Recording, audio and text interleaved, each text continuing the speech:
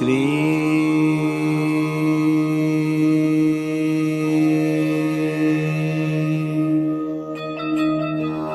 बाबा स्वामी नमो नमः।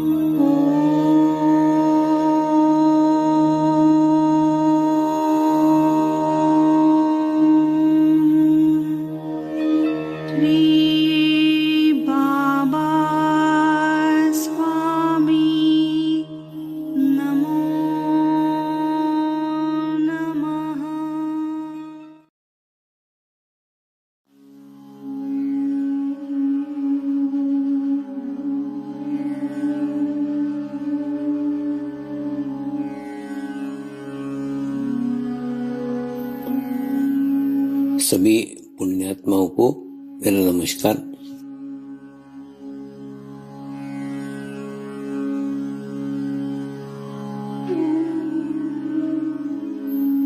गुरुर्ब्रह्मा गुरुर्विष्णु गुरुर्देवो महेश्वरा गुरु साक्षात् परब्रह्म तस्मै श्री गुरुवे नमः।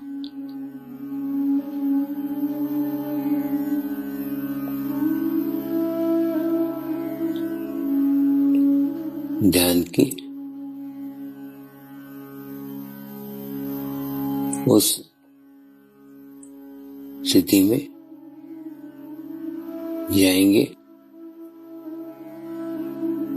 जहाँ शरीर भाव पूर्णतः समाप्त हो जाता है।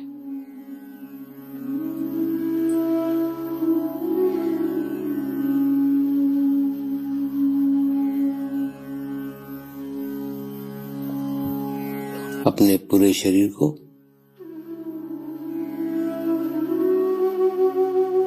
पूर्णतः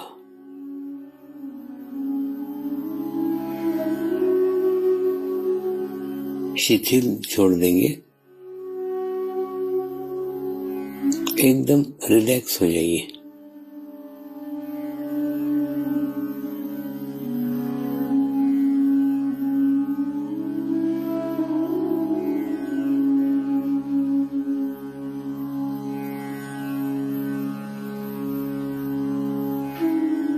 मेरे साथ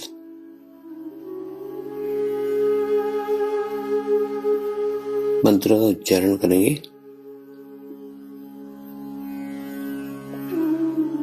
मैं एक पवित्र आत्मा हूँ।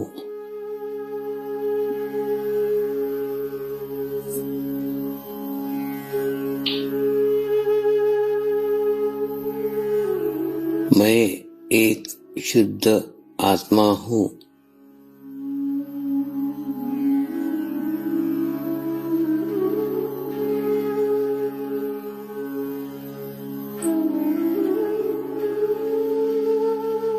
मैं एक पवित्र आत्मा हूँ।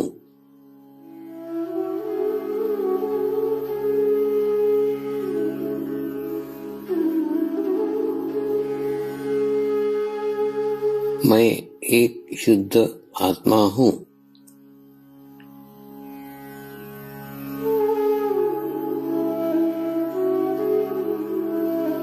मैं एक पवित्र आत्मा हूँ।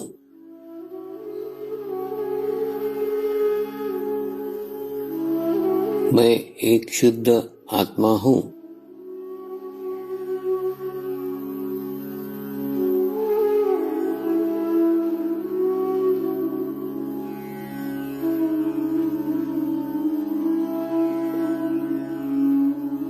अब इसी आत्मा भाव को बनाए रखते हुए गुरु मंत्र का उच्चारण करेंगे।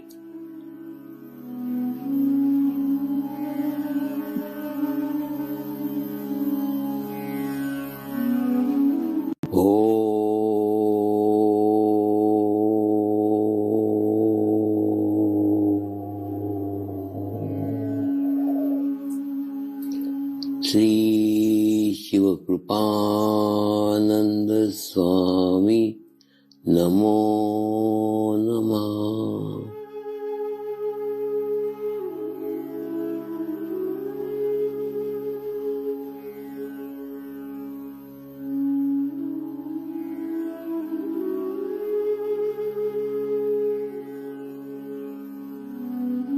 ओम श्री शिव कृपानंद स्वामी नमो नमः।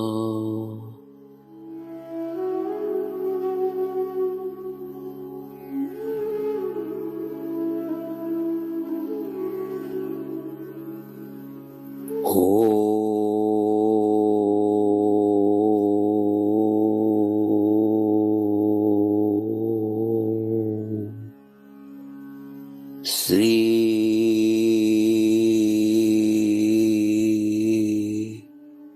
शिव कृपानंद स्वामी नमो नमः।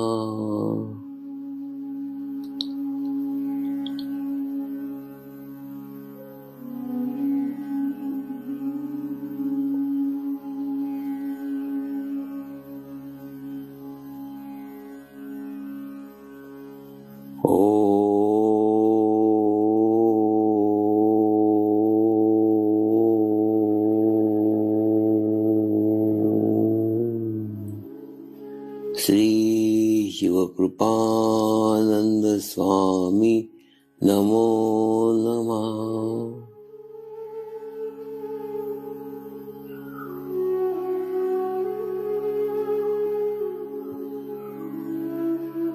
ओम श्री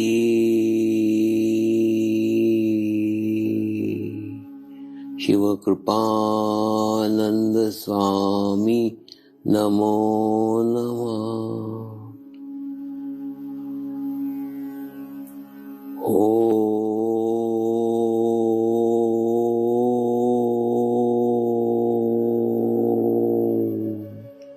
श्री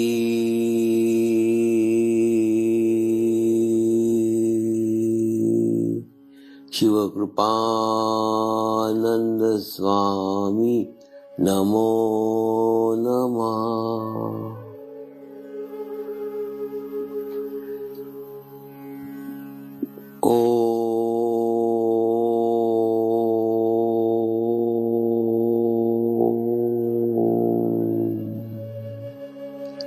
श्री शिव कृपानंद स्वामी नमो नमः।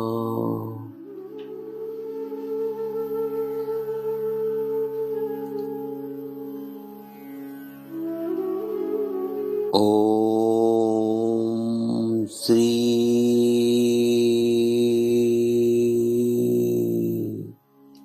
शिव कृपानंद स्वामी नमो नमः।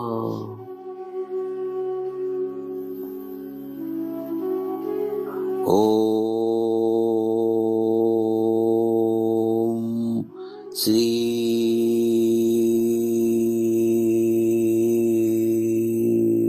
शिव कृपानंद स्वामी नमो नमः।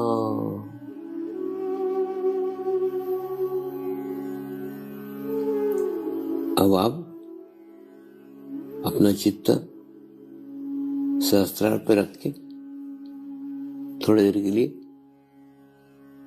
ध्यान में जाएंगे।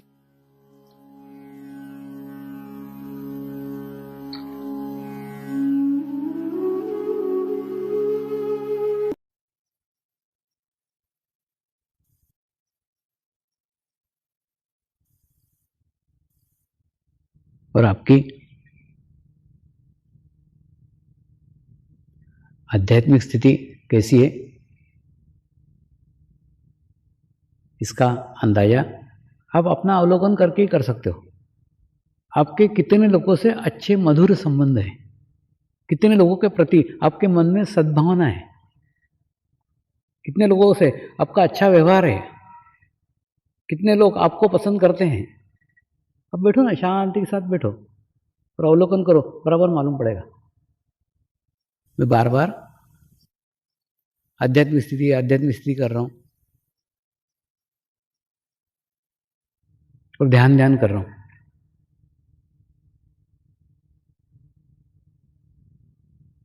आज एकदम आपको सरल परिभाषा में ध्यान को समझा देगा।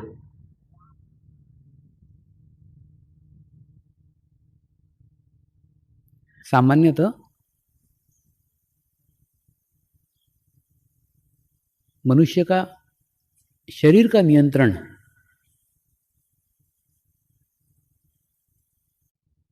मनुष्य की आत्मा के ऊपर होता है, यानी शरीर के अधीन आत्मा रहती है।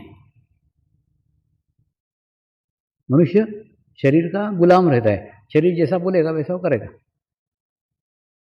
शरीर सदैव सुख की इच्छा नहीं करता, सुविधा की इच्छा करता है, कंफर्ट चाहिए। और आत्मा सुविधा की इच्छा नहीं करता, वो सुख की इच्छा करता है, सुख मिलना चाहिए। ये दोनों अलग अलग है।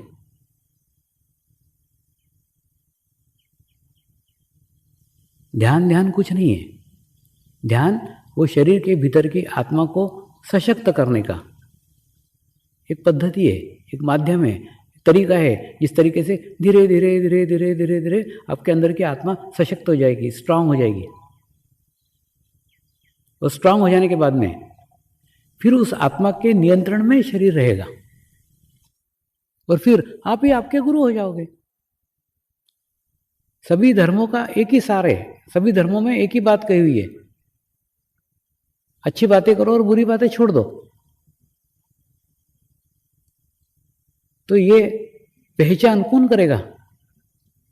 और किसी नियम से, किसी कानून से, किसी व्यवस्था से ये किया जा सकता है कि नहीं? ये आपके अंदर का खुद का भाव आपको बता सकता है। अगर आपकी आत्मा जागरूक है तो आपको बराबर बताएगी ये गलत कार्य, ये नहीं करना चाहिए।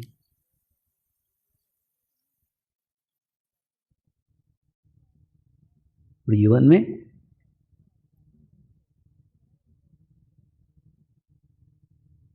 किसी भी चीज का डर मत रखो, किसी भी चीज का भय मत रखो।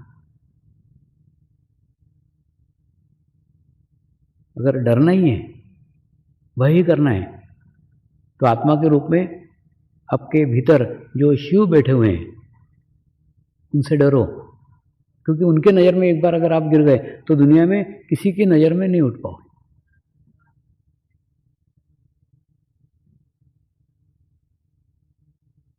तो ध्यान कुछ नहीं है। ध्यान आपके ही भीतर के उस परमात्मा के स्वरूप को शुद्ध करने का,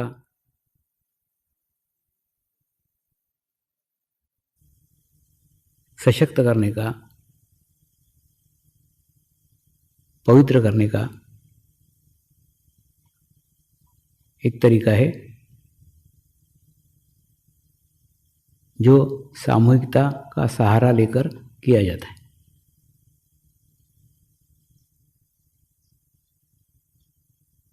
सामूहिकता का सहारा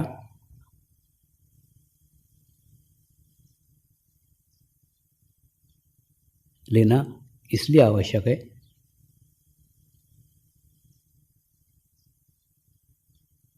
कि कोई भी व्यक्ति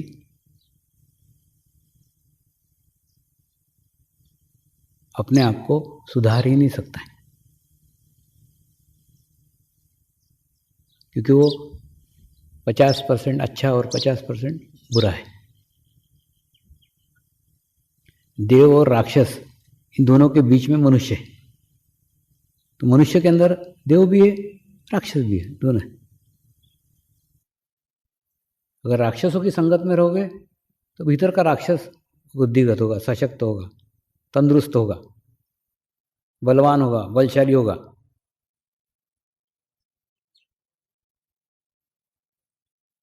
अगर देव के सानिध्य में रहोगे, परमात्मा के सानिध्य में रहोगे, तो आपके भीतर का परमात्मा सशक्त होगा, बलशाली होगा, स्ट्रांग होगा।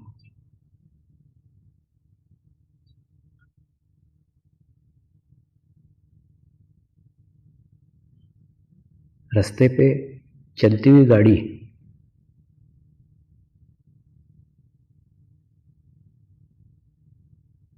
तो प्रत्येक मनुष्य ढकेल लेता है। सामान्य जीवन चल रहा है, कोई परेशानी नहीं, कोई प्रॉब्लम नहीं। लेकिन जब चलती गाड़ी किसी खड्डे में गिर जाती है,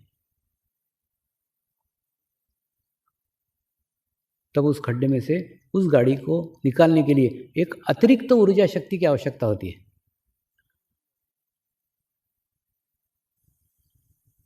वह अतिरिक्त ऊर्जा शक्ति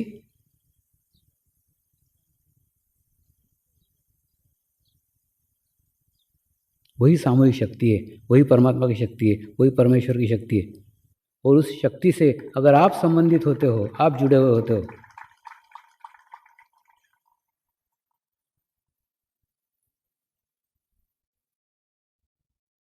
तो बड़ी से बड़ी घटना भी, खराब से खराब स्थिति भी आपके जीवन में कब आकर चली गई, आपको आपका भी पता नहीं चलता।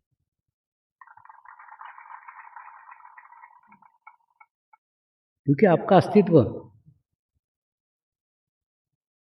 गौण हो गया, छोटा हो गया।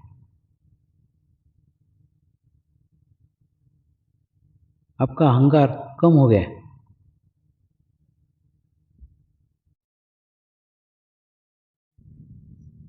ऐसे समय ही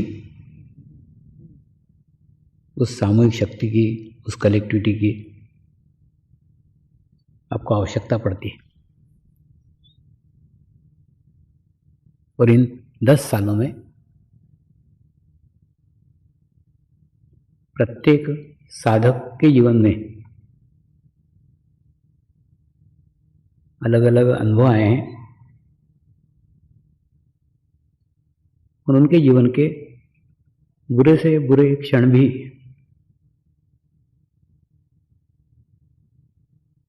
उस सामूहिकता के सानिध्य में, उस कलेक्टिविटी में कैसे चले गए, उसका उसको भी पता नहीं चला।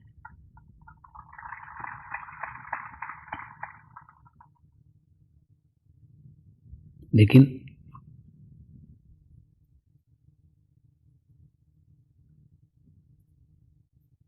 ये बाय प्रोडक्ट है।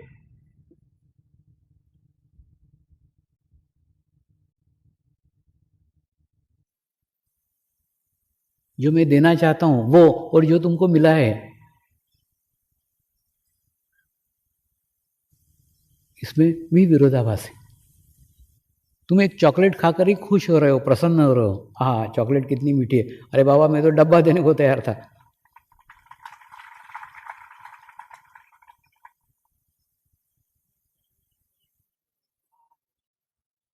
तो जो मिला है वही ध्यान का उद्देश्य है, ये समझ करके बैठ मत जाओ।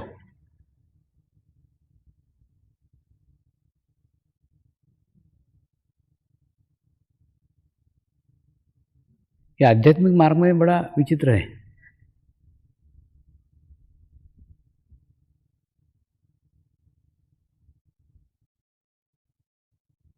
कोई भी स्थिति परमानेंट नहीं रहती, उसको बनाए रखना पड़ता है।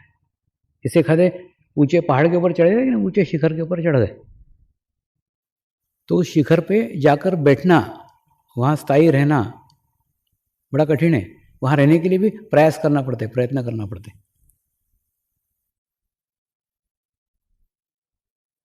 इसलिए एक दिन स्थिति मिल गई ऐसा नहीं, उस स्थिति को निरंतर बनाए रखना पड़ेगा।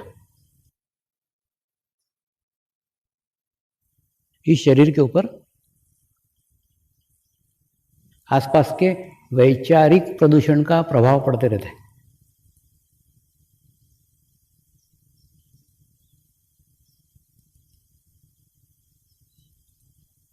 इस गहन ध्यान अनुष्ठान में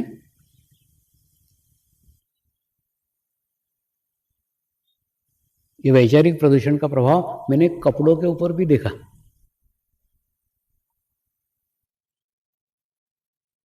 एक प्रयोग किया, केवल 2 कपड़े यूज किए, 2 ही कपड़े वापरे। अब भी प्रयोग करके देखो कि ध्यान करते समय केवल 2 ड्रेस रखो, एक ड्रेस धोई, दूसरे दिन पहनी, दूसरी धोई, तीसरे दिन पहनी, तो जितनी फ्रेश माने कल धुली हुई कपड़े के अंदर जितना अच्छी ऊर्जा, जितनी अच्छी एनर्जी, जितना अच्छा ध्यान आपका लगता है, वो 10 दिन पहले के धोए हुए कपड़ों में नहीं लगता। क्योंकि 10 दिन के अंदर बहुत सारी मैल, बहुत सारे विचार उन कपड़ों को भी प्रभावित करते हैं। तो जब कपड़े भी प्रदूषित हो रहे हैं तो शरीर तो हो ही सकता है। क्योंकि अपन, मैंने बताया ना, अपन कोई हिमालय में नहीं बैठे, हम मनुष्य समाज के अंदर बैठे हुए हैं और अति वैचारिक प्रदूषण का प्रभाव हमारे ऊपर भी पड़ेगा ही। इसलिए निरंतर चित्त को शुद्ध रखने की, निरंतर चित्त को पवित्र रखने की, निरंतर चित्त को अच्छा रखने की आवश्यकता है। ये सतत अभ्यास है। एक दिन में कुछ करने से हो जाएगा ऐसा नहीं है।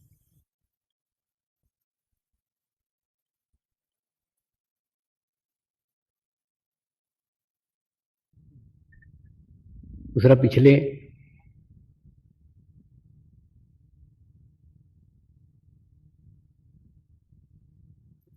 8 सालों की तपस्या के बाद जिस प्रकार हम हमारी भूतकाल की झाड़ियाँ,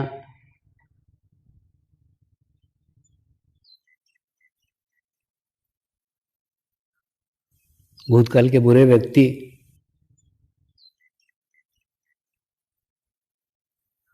निकालने में सफल हुए, ठीक उसी प्रकार से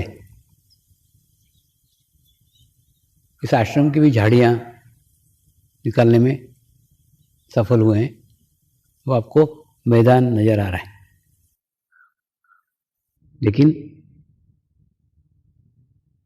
आगे का कार्य अभी बाकी है। अभी शीघ्र ही गुरु शक्ति धाम का निर्माण होने जा रहा है।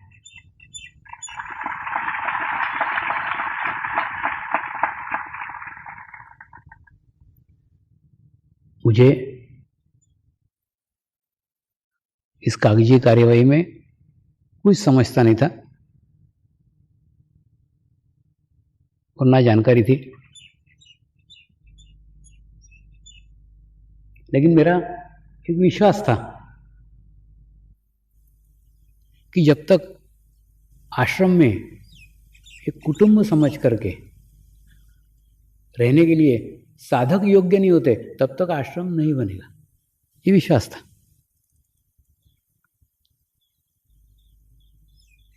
इसीलिए ये कार्य देखने वाले साधक मुझे कहते थे, स्वामी जी महीना भर लगेगा, 15 दिन लगेंगे, महीना भर लगेगा।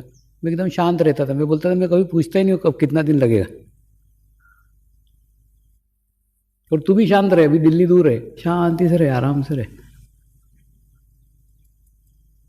क्योंकि ये छोटा मोटा कार्य नहीं है ना। ये कार्य वह कार्य है जिस कार्य से अगले 800 साल प्रभावित होने वाले हैं।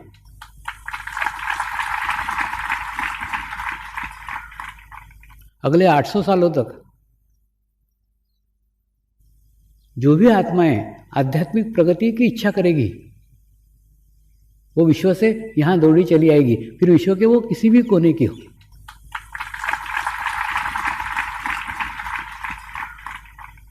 तो जितना बड़ा बिल्डिंग रहता है ना, उतनी गहरी उसकी नींव रहती है। तो 800 साल के कार्य के लिए 8 साल तो कुछ भी नहीं है।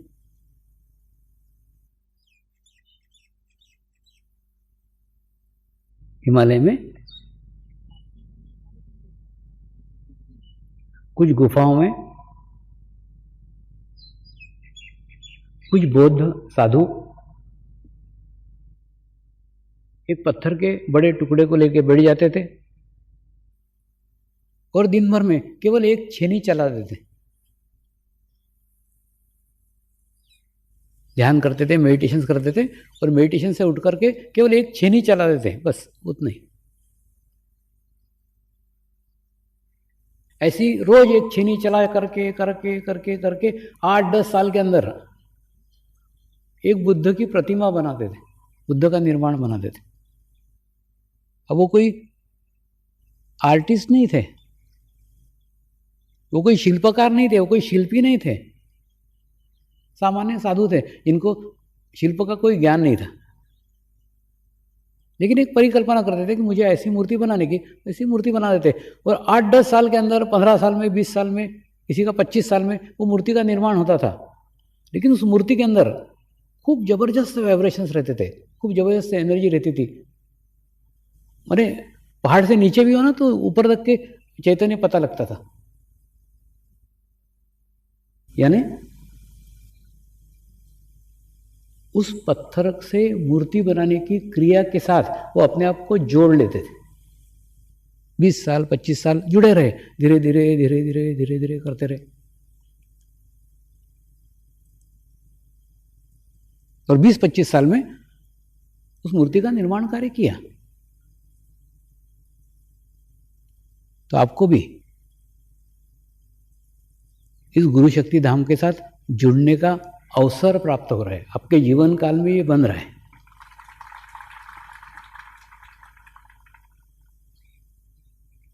वो तो बनेगा ही, लेकिन आप किसी ना किसी माध्यम से, किसी ना किसी रूप से जुड़िए उसके साथ। तो जैसे जैसे उसका डेवलपमेंट होगा, जैसे जैसे उसका विकास होगा, उसके साथ साथ आपका भी विकास होगा, आपकी भी आध्यात्मिक प्रगति होगी।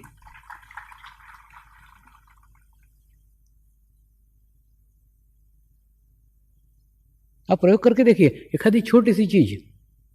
मुझे तो कभी कभी लगता है कि छोटा सा बच्चा किसी माँ को होता है ना, तो उस समय उसकी आध्यात्मिक प्रगति की बहुत अच्छी संभावना रहती। इसलिए रहती क्योंकि दिन भर वो बच्चे के ऊपर सोचते रहती है, बच्चे का विचार करते रहती है, बच्चे के ऊपर चित्त रहता है। और छोटा बच्चा तो एकदम इनोसेंट रहता है, एकदम अबोध रहता है, एकदम परमेश्वर का रूप रहता है। तो उसको एक अच्छी स्थिति प्राप्त होती है। धीरे धीरे धीरे धीरे क्रमबद्ध तरीके से उसके सामने वो बच्चा विकसित होता है, बढ़ता है। ठीक उसी प्रकार से किसी छोटे से पौधे को आप लगाते हो, उस पौधे को रोज थोड़ा थोड़ा थोड़ा थोड़ा थोड़ा थोड़ा थोड़ा थोड़ा पानी देते हो, और पानी देते देते वो पौधा विकसित होता है और एक दिन फूल खिलाता है। वो आप आपके जीवन काल में देखते हो, उस दिन खूब खुशी मिलती है, खूब प्रसन्नता मिलती है, क्योंकि आपने आपकी सकारात्मकता उस पौधे के साथ जोड़ ली।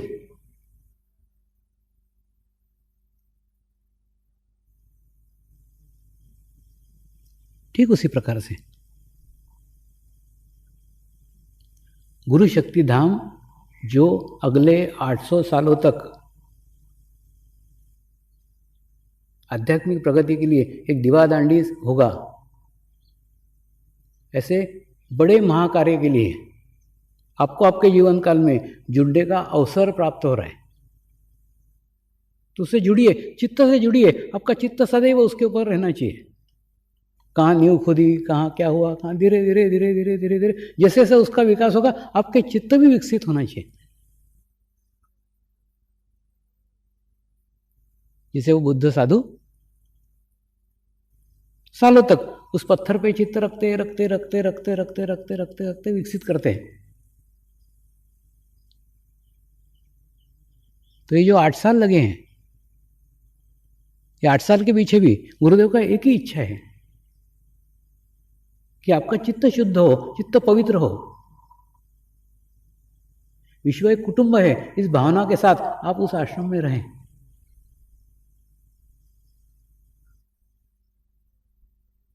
वो 8 साल पहले बमुल की झाड़ियां देख करके ही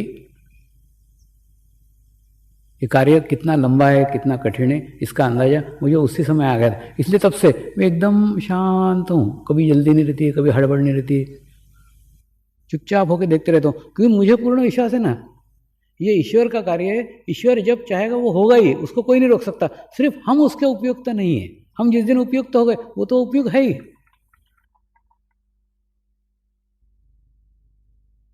तो अपनी आध्यात्मिक स्थिति बनाइए। आध्यात्मिक प्रगति सबसे महत्वपूर्ण है।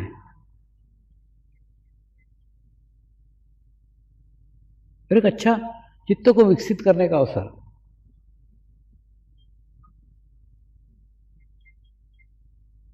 एक स्थान से जुड़ने का अवसर,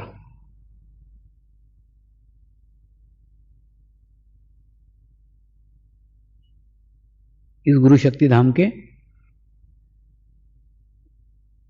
निर्माण के समय आपको प्राप्त होने वाला है।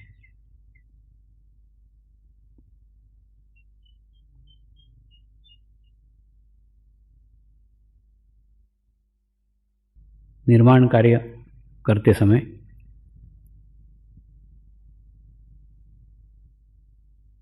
आपको जिस रूप से जुड़ते आए, जिस तरीके से जुड़ते आए, जो भी आपके पास अतिरिक्त हो, उस अतिरिक्त का योगदान उसमें दीजिए।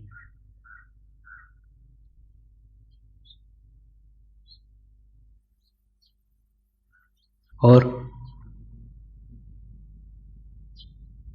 दूरी के कारण, शारीरिक स्थिति के कारण या अन्य किसी स्थिति के कारण कोई योगदान देने में अड़चन हो,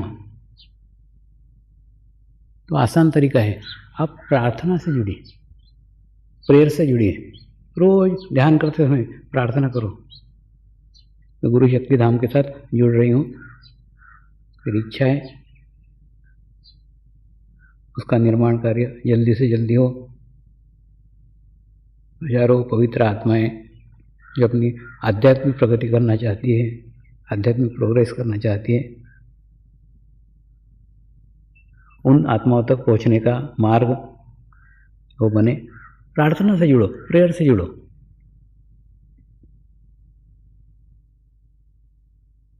आप सिर्फ प्रार्थना करो, करने वाले तो कोई कर जाएंगे।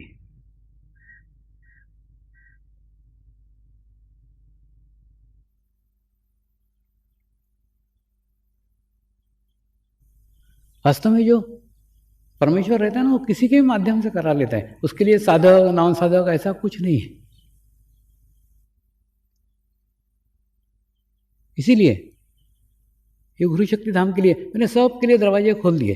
अब हम इसको विशाल स्वरूप प्रदान कर रहे हैं।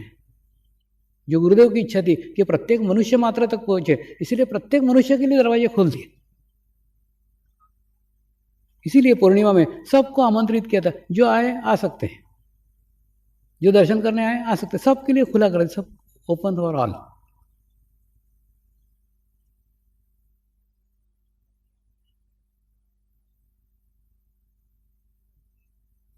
तो ऐसे किसी जीवंत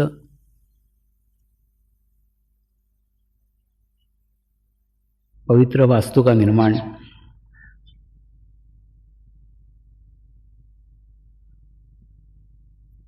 हमारे जीवन काल में हो रहा है।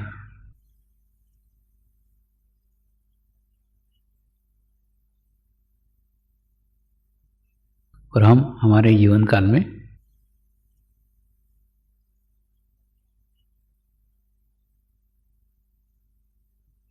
उस वास्तु के साथ चित्त से जुड़ पा रहे हैं।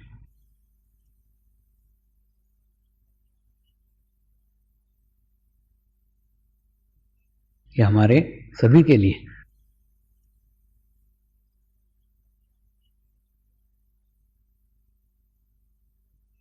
एक सौभाग्य की बात है।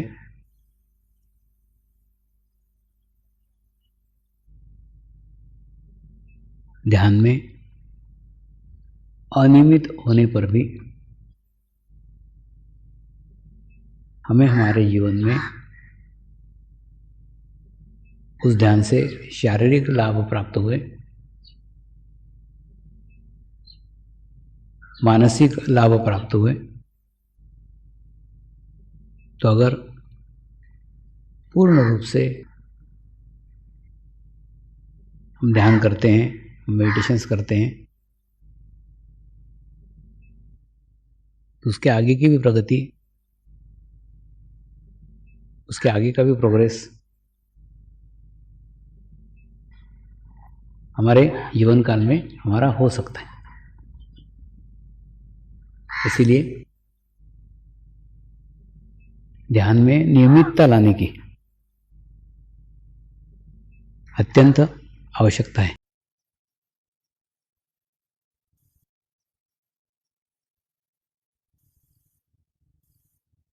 कई साधकों को जिज्ञासा रहती थी कि स्वामी इतने साल से हम ध्यान रेगुलर कर रहे हैं, इसके आगे का क्या?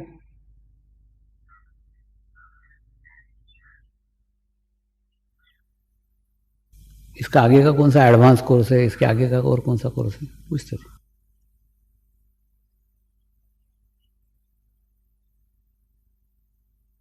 और कई बार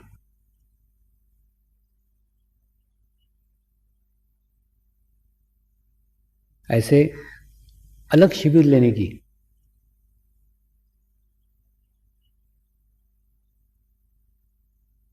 कोशिशें भी की गई,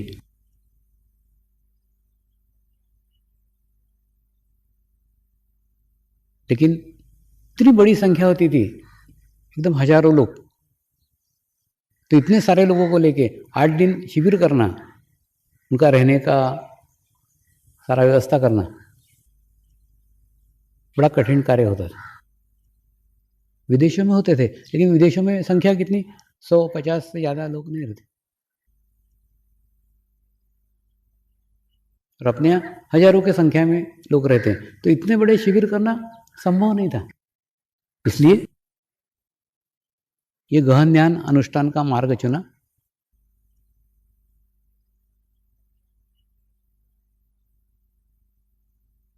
इस गहन ध्यान अनुष्ठान में 45 दिनों तक मैं एकांत में बहुत अच्छे ध्यान के स्थिति में रहता हूँ, और कोई भी साधक जो जुड़ना चाहे मुझसे जुड़ सकता है, क्योंकि मैं सबके साथ उस समय जुड़ा हुआ रहता हूँ। और इसमें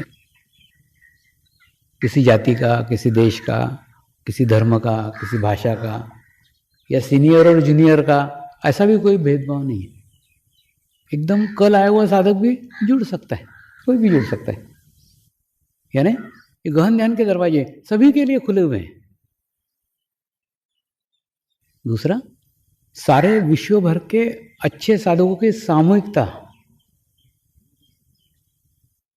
विश्व भर के अच्छे साधकों की कलेक्टिविटी इस समय ध्यान के बहुत अच्छी अवस्था में रहती है। सिर्फ आप थोड़े समय अपने आप के लिए निकालो तो आपको अनुभव होगा, प्रत्येक को एक बार अवश्य अनुभूति हुई है।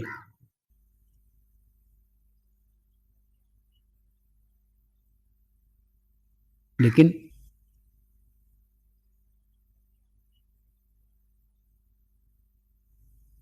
कोई वो लहर को पकड़ पाया, कोई नहीं पकड़ पाया।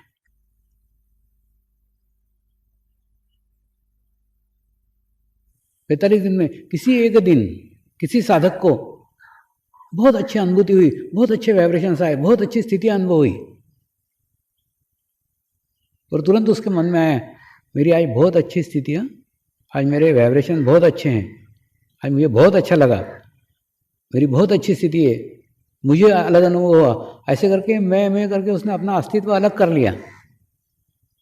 और उसके बाद में राह देखते बैठा कि दूसरी लहर आएगी, वो दूसरी लहर फिर बाद में कभी आई नहीं। और कोई साधक थे जिन्होंने उस लहर को ही पकड़ लिया,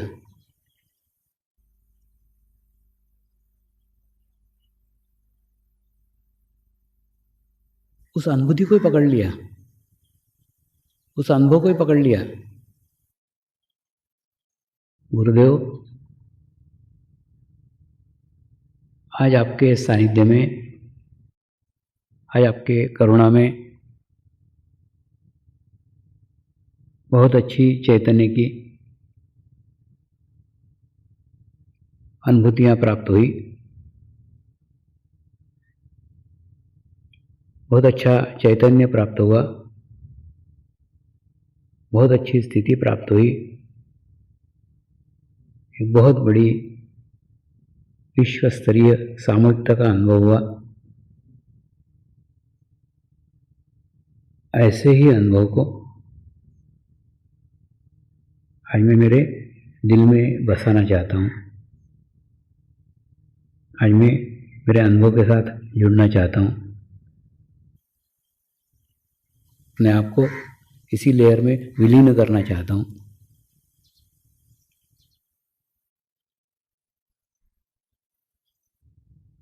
तो लेयर पे लेयर, लेयर पे लेयर, लेयर पे लेयर उसके जीवन में आती चली गई। और 45 दिन का अनुष्ठान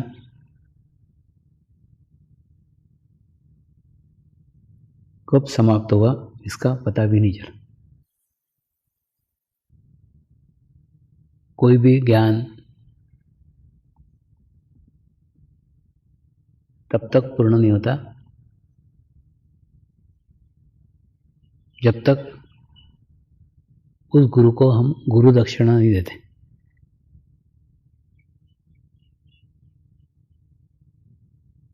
गुरु दक्षिणा का अर्थ उसकी अगली पीढ़ी तक हमें पहुंचाने का हमारा कर्तव्य है।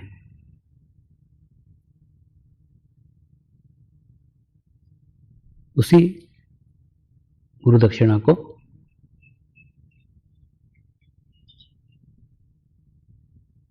पूर्ण करने के उद्देश्य से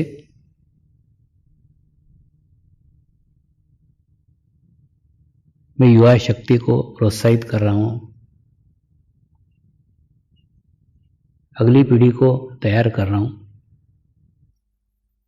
और 2 कदम मैं पीछे जा रहा हूं, उनके लिए स्थान बना रहा हूं, उनके लिए जगह बना रहा हूं कि वो आगे आ सके।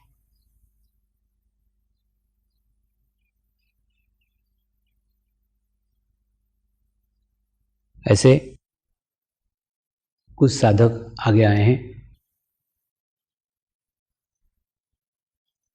जिन्होंने अच्छी उच्च शिक्षा के बाद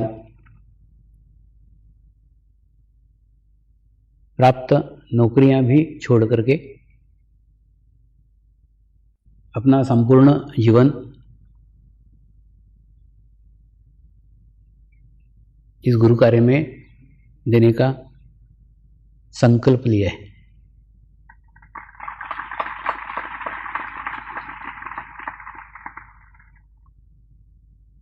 तो पिछले 1 साल से उन्हीं बच्चों को तैयार करने में मैं लगा हुआ था। तो मुझे भी मेरे जीवन का एक नया उद्देश्य मिल गया था। चलो कुछ बच्चे तो तैयार हो रहे हैं और 16 मार्च गुड़ी पड़वा से ये पूरी आश्रम की व्यवस्था मैं उन्हीं को सौंप रहा हूँ।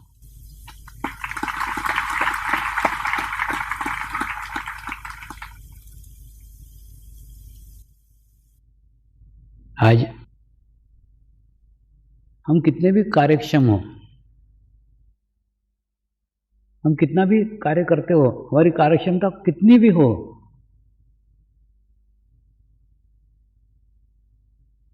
हम कितने भी एक्सपर्ट हो या एक्सपर्ट समझते हो, तो भी कल हम बूढ़े होने वाले हैं ये निश्चित है।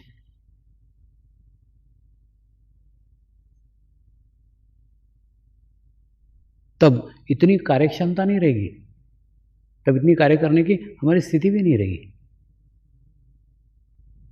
इस बात का ही एहसास प्रत्येक साधक ने करना चाहिए। अपने जीवन काल में अगली पीढ़ी को तैयार करो। जो गुरुओं ने एक ज्ञान की धरोहर भारतीय संस्कृति में इतने सालों से संभाल करके रखी, संभालते संभालते संभालते संभालते यहां तक लाए और हमको सौंपी, तो हमारा भी कर्तव्य है कि हम अगले पीढ़ी को सौंपे, हमारे जीवन काल में सौंपे। और उस समय सौंपे जब हम कार्य क्षमता रखते हैं, कार्य कर सकते हैं, तो ये अगले 10 साल उन युवा पीढ़ी के पीछे सपोर्ट करने की, उनके पीछे खड़े रहने की आवश्यकता है। वो कुछ गलतियां करेंगी तो उनको सहारा दे सकते हैं, उनकी गलतियां उनको बता सकते हैं, उनको सपोर्ट कर सकते हैं, उनके साथ साथ खड़े हो सकते हैं।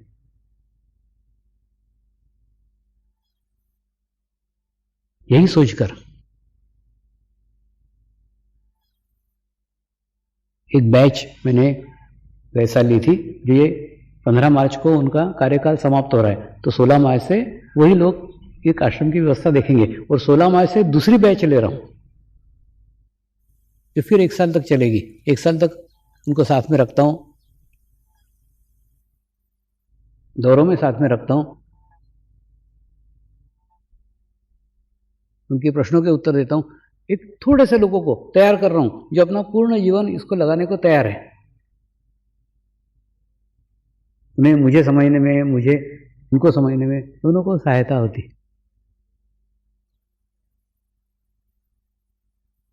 और ये जो कुछ संकेत मिलते हैं,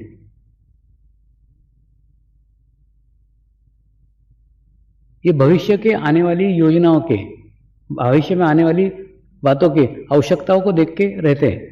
भविष्य में यहां कमी पड़ेगी तो केवल मनुष्यों की, अच्छे कार्यकर्ताओं की, अच्छे मैनेजमेंट की बहुत आवश्यकता है। दुनिया भर में आश्रम स्कूल गए हैं, गुरु शक्ति धाम हो गए सब, लेकिन वो लोग अभी भी आशा से देख रहे हैं कि स्वामी जी यहाँ बच्चे तैयार करेंगे, हमारे पास भेजेंगे, फिर वो आश्रम संभालेंगे। उनके पास सब है, लेकिन संभालने वाला कोई नहीं है, तैयार कोई नहीं है, प्रशिक्षित कोई नहीं है, जानकारी वाला कोई नहीं है। वो बेचारे जैसे जैसे करके काम चला रहे। तो 8 स्थानों पे 5-5 बोलोगे कम से कम तो भी 40 लोगों की आवश्यकता है, जबकि अभी 5 तैयार हुए हैं।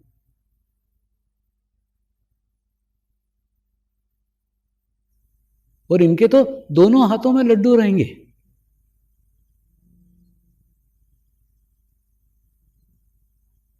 एक अच्छे कार्य से जुड़ने का भी अवसर है और अच्छी आध्यात्मिक स्थिति भी है।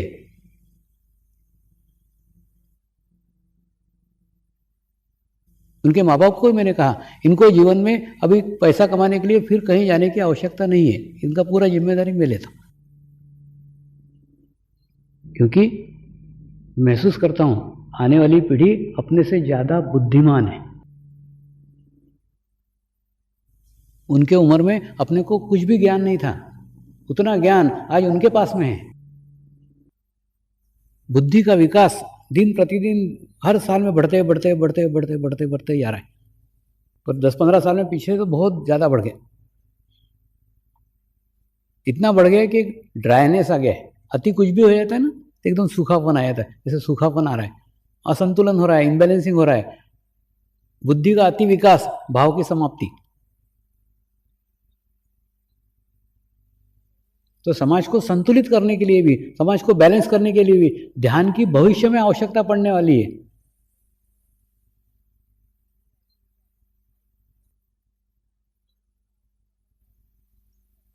तो अगले 10 वर्ष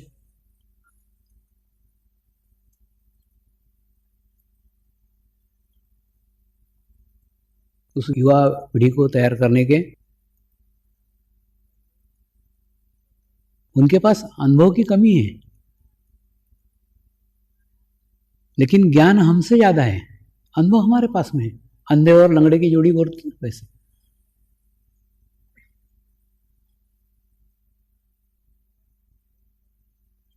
तो 10 साल उनके पीछे खड़े रहने की आवश्यकता है, उनको सपोर्ट करने की आवश्यकता है। 10 साल बाद तो वो तैयार हो जाएंगे, फिर उनके पास भी अनुभव आ जाएगा, उनके पास भी एक्सपीरियंस आ जाएगा, और वो शरीर के रूप से भी सशक्त रहेंगे कार्य करने के लिए।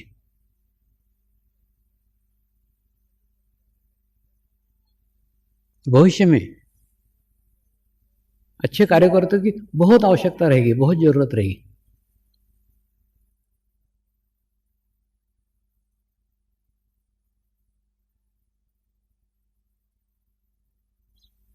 तो युवा पीढ़ी को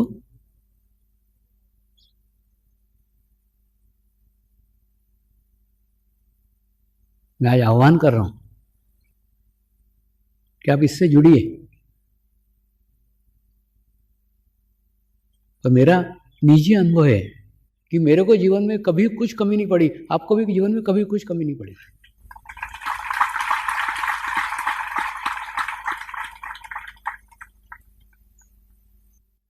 क्योंकि जिस कार्य को करने आप जा रहे हैं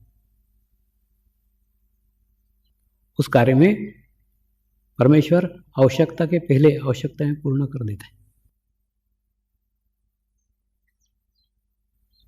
तो समर्पण के 10 साल बीत गए हैं।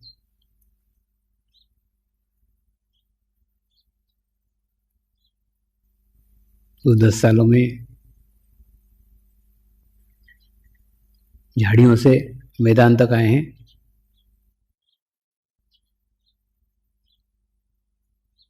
और अगले 10 सालों में एक भव्य आश्रम के कुटुंब तक आने का है। एक ऐसा कुटुंब बने यहाँ पूर्ण विश्व का रूप साकार होता हो। नमस्कार।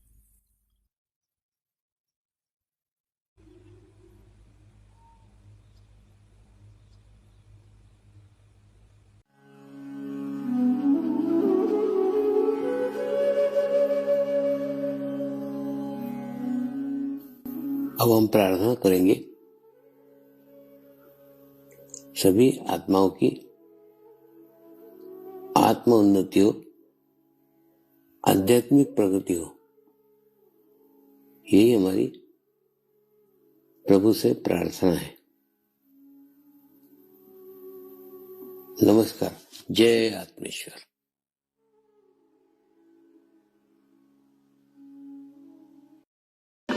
शांति पाठ करेंगे। ओम द्यो शांति अंतरिक्षगम शांति पृथ्वी शांति रापः शांतिरौषधयः शांति वनस्पतयः शांति विश्वे देवाः शांति ब्रह्म शांति सर्वगं शांति शांतिरेव शांति क्षमा शांतिरेधि। ओम शांति शांति शांति सर्वारिष्ट सुशांतिर्भवतु।